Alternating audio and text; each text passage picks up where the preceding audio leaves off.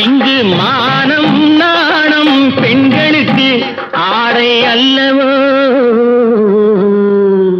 அதுக்கு எப்படித்தான் இருக்க வேணும் பொம்பளை.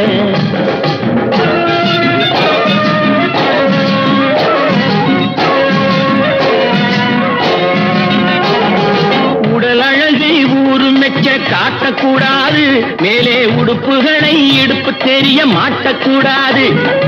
உடல் அழகை ஊரு மெச்ச காட்டக்கூடாது, மேலே உடுப்புகளை இடுப்பு தெரிய மாட்டக்கூடாது.